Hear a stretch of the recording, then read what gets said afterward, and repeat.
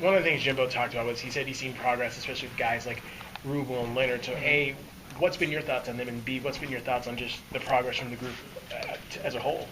Brock, as far as Brock, I mean, he's been here. This is going to be his third year here, and every year he's been showing progress.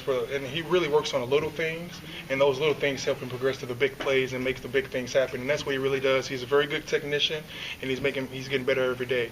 As far as Rick, he just came over to the offensive line. He learned the offense in just 5 days, and he's a very aggressive player, very coachable, and he's his own toughest critic, and he's a sponge, always absorbing new things. So they're both great guys. Great to have them on our team on the O-line too.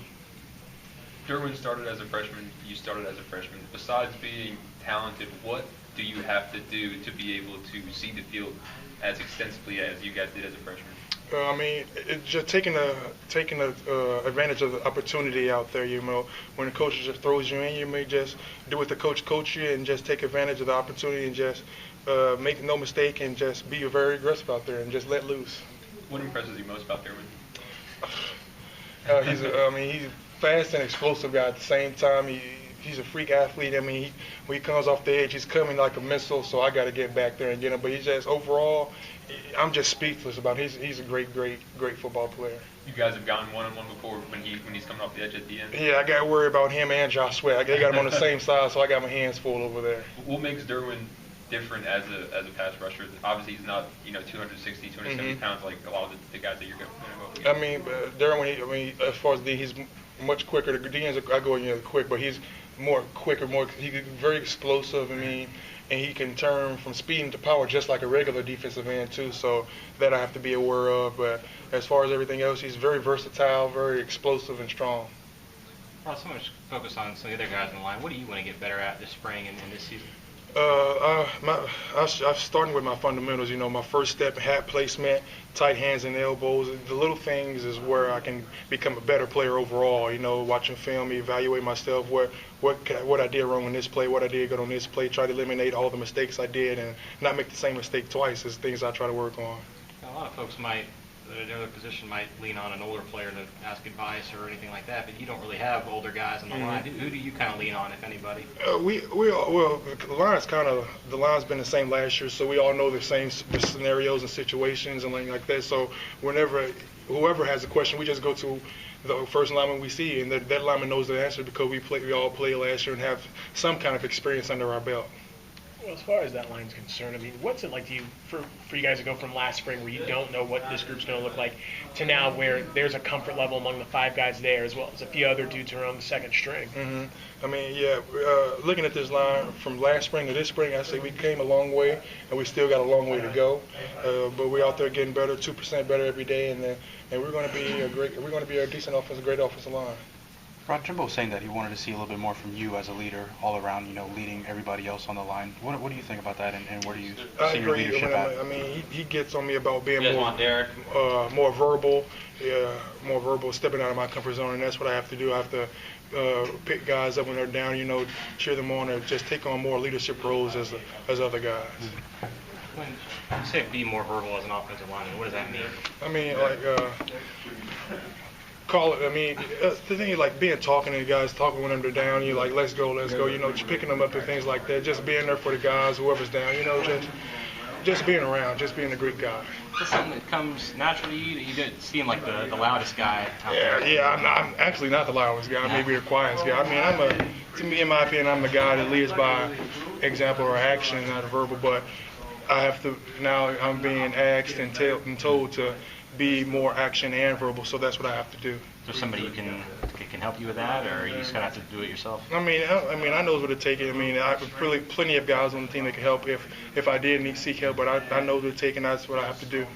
You got Jalen when he comes to town next week. Yeah, that's what I have to do there. Is short yardage something that Coach Trickett, Coach Fisher has kind of hammered you guys on early in the spring? Yeah, they really. We wasn't the best at short yardage and goal line last year, so we were really putting a big emphasis on that. So we're going to get that down pat. Reflecting on the struggles you guys had with that last year, what would you say was the culprit? What was the reason for the struggles? technique, basically, the fundamentals. I mean, the first step in the half placement got us on most of the plays, but it wasn't because we were like out aggressiveness or out tough or out physical or anything like that. It's just back to the basic, and that's what we're doing this spring, going back to the basics. How much is short yardage situations a point of pride for both the offensive and defensive lines? I mean, that's kind of where it gets down to the nitty gritty, right? Yeah, I mean, both sides of the line take pride. I mean, the game could come down to it's a game of inches and just trying to get there in 1 yard and just see who's the tougher opponent. Is there anything more frustrating than when you're not able to have success? I mean, I don't think it is. Not getting stuffed at the line, that's frustrating. But we're working to not make that happen. So. Since you guys have the whole unit, the whole first unit coming back, is it kind of just like picking up where you left off, or is it starting fresh? I mean, how would you describe it? It's starting fresh. It's a new year, new chapter, but the technique doesn't change. I mean, same guys, but the last year is done. This is new year. This is new year, so it's a new slate. It's a new start, basically. Anybody that you could say has taken a big leap forward from the end of last season to now? I think we all have. As I said, like Brock and Rick, they've been coming along. We're all coming along. Alex been coming along well, taking control, pointing out the mics, making the right calls and things like that. We're all coming along real fine. What's been your thoughts on Andrew Baselli? Coming in as a freshman and playing center, I mean, he's doing pretty good himself, holding his own in the middle of the point, and he's learning the offense just as well as everybody else, too. Now, of course, his dad's been in practice a few times. Have any of you guys gotten a chance to maybe pick his brain, or is that something you guys want to do? Oh, yeah. We sat down and talked. I talked to him on his official pitch. He was out there yesterday talking to us, giving us pointers and things to do and what not to do, and it's a great honor to just talk to that kind of person who's been at that highest level and come give us some tips, that things that made him successful. So, what's it like to know that on one hand, you can kind of pick the brain of a guy who should be in the Hall of Fame, and on the other hand, you have a coach who literally wrote the book on offensive line? I mean, does it feel like you guys have this cornucopia of choices, or how would you describe it? Knowing what you just said, I mean, it's actually a privilege because some other schools probably don't have experience as coaches as Coach Trickett or Mr. Baselli coming in and telling us things like that. So it's very, very good on our behalf and very advantage to us. So we're very thankful for that. He looks like he can still kind of maybe do some damage now, or am I think he can. I mean, I've seen him getting. He may take a kick step, but he looks real solid. I think he could go for another year or two.